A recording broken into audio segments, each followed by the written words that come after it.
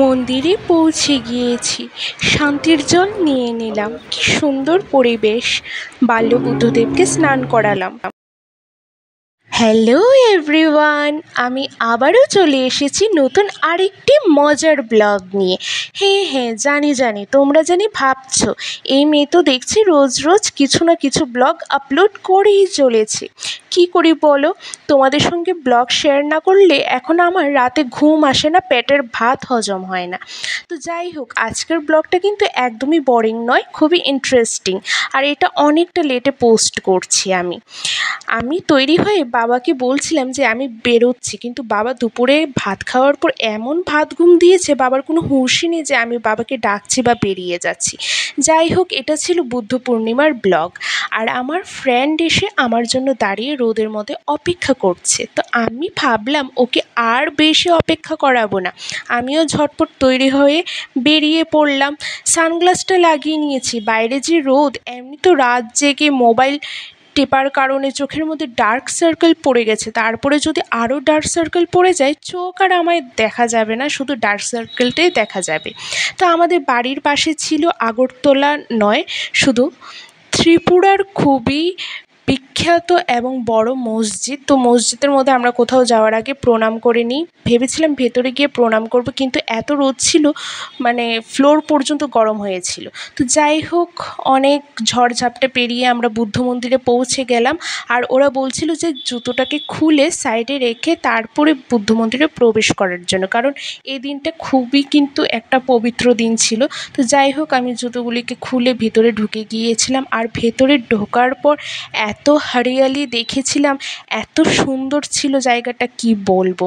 তো আমার বান্ধবী বলল যে তুই কি এখানে দাঁড়িয়ে দাঁড়িয়ে ক্লিপ নিয়ে নিবি, চল ভেতরে যাই। তো ওর কথা শুনে আমিও ভেতরে যাওয়ার জন্য তৈরি হয়ে নিলাম। ভেতরে যেতে যেতে আমি যে কি উল্টাপাল্টা ক্লিপ নিচ্ছিলাম, ভিডিও, কিছুই জানি না, কিন্তু যতটুকু নিতে পেরেছি সবটা তোমাদের সঙ্গে শেয়ার করব বলে ব্লগের মধ্যে অ্যাড করে দিয়েছি। যাই হোক, ভিতরে গেলাম। আর ওই দিন কিন্তু প্রচণ্ড পরিমাণে গরম ছিল।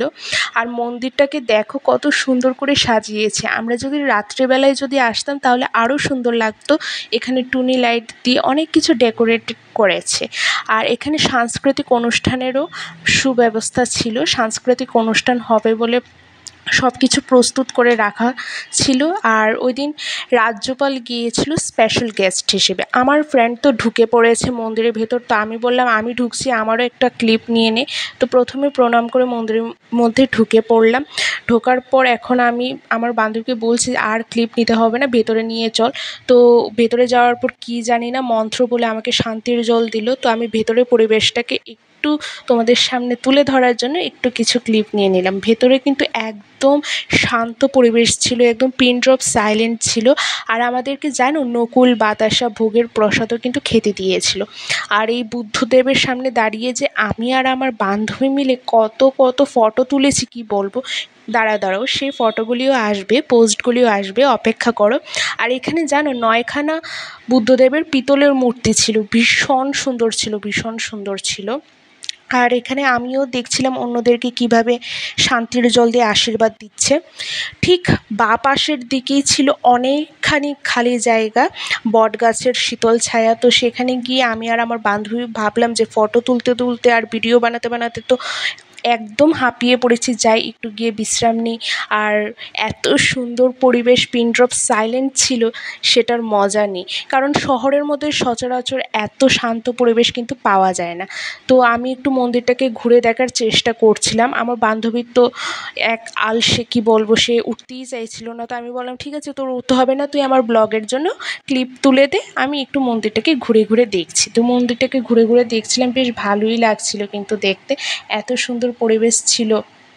আর সাইডে দিয়ে কিন্তু আরও অনেক খালি জায়গা ছিল, সেই জায়গাতে এখনও কিছু মন্দিরের কাজ হয়নি, কিন্তু এটা মন্দিরের এলাকারই জায়গা ছিল। আর এখানে একটা গেস্ট হাউস বা তোমরা যেটা বলো আর কি, মন্দিরে থাকার জায়গা ছিল। যদি দূর দূরান্ত থেকে ভক্তরা আসে তাহলে সেখানে থেকে খেয়ে কিন্তু মন্দিরে পুজো দিতে পারবে। তো সেটারও সুন্দর ব্যবস্থা ছিল। আর এত শান্ত পরিবেশ ছিল। বুদ্ধ মানেই হলো শান্তির প্রতীক, মানে বুদ্ধ গৌতম বুদ্ধ কিন্তু আমাদের পৃথিবীতে শান্তিটাকে বজায় রাখার জন্য শান্তির বাণী দিয়েছিল। আর এদিকে দেখো এত লম্বা লাইন ছিল, এটা দেখে আমার বান্ধবী ভেবেছিল যে প্রসাদ দিচ্ছে, খিচুড়ি প্রসাদ।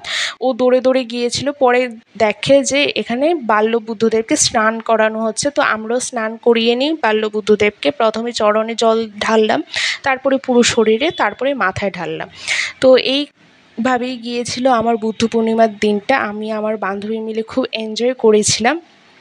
তো তারপরে স্নান করানোর পর 3বার জল ঢেলেছি বাল্যবুদ্ধদেবের উপর। বাল্যবুদ্ধদেবের উপর 3বার জল ঢালার পর আমার বান্ধবী বলেছে, হয়েছে তোর, হয়েছে, আর কতক্ষণ দাঁড়িয়ে থাকবি, পিছনে তো লম্বা লাইন পড়ে গেছে, চল এখন বেরোই। যদি রাজ্যপাল চলে আসে তাহলে আবার তো ভিড় লেগে যাবে, তো বেরোতে পারবো না, আমাদের তো আবার মেলায়ও যেতে হবে। তো আমি বললাম দাঁড়া চরণে ফুলটা তো দিয়ে নিই, শান্তির জল মাথায় দিয়ে নিই, তারপরে যাব মেলায়। তো এখানে এই বুদ্ধদেবটার সামনেও দাঁড়িয়েও কিন্তু অনেক ফটো তুললাম। ফটো তুলতে তুলতেই রাজ্যপাল চলে এসেছিল, কিন্তু রাজ্যপাল না কে উনি আমি ঠিক বুঝতে পারিনি, কিন্তু বলছিল যে ভিআইপি গেস্ট নাকি রাজ্যপাল আসছে। তো আমি এই জন্য ভিডিওতে রাজ্যপালই বললাম, যদি কোনো ভুল ত্রুটি হয় তাহলে ক্ষমা মার্জনীয়। যাই হোক, তারপরে চলে গেলাম খাওয়ার জন্য। খাই তো কিছুই নেই, কিন্তু ভিডিও ক্লিপ নিয়েছি প্রচুর। এত সুন্দর গন্ধ বেরোচ্ছিল, গরম গরম জিলেপি আর গরম গরম তালের বড়ার, কি বলবো। তো আমার বান্ধবী অনেক কিছু কিনে নিয়েছিল সেখান থেকে, বুট বাদাম নামকিন অনেক কিছু। তো আমি একটু ঘুরে ঘুরে দেখছিলাম আর জিজ্ঞেস করছিলাম এটা ওটার দাম কত। তারপরে বুদ্ধ মূর্তির কিনতে গিয়েছিলাম, কিন্তু এত হাই প্রাইস বলছিল। আমি বুদ্ধ মূর্তি কিনিনি, 2টো বুদ্ধ দেবের ফটো কিনে নিয়েছি। সেটাকে আরেকদিন তোমাদের সঙ্গে একটি সেপারেট ভিডিওর মধ্যে শেয়ার করে দেবে যে আমি কোন 2টো বুদ্ধদেবের ফটো কিনেছিলাম বুদ্ধ পূর্ণিমার থেকে। কিন্তু বেশ সুন্দর সুন্দর কালেকশান ছিল, হ্যান্ডিক্রাফট ওয়ার্কের অনেক মূর্তি ছিল, অনেক সুন্দর সুন্দর ছিল কালেকশান। তারপরে চলে গেলাম মেয়েদের প্রধান আকর্ষণ যেটা কানের দুলের দিকে। ভিডিওটা ভালো লাগলে অবশ্যই ফলো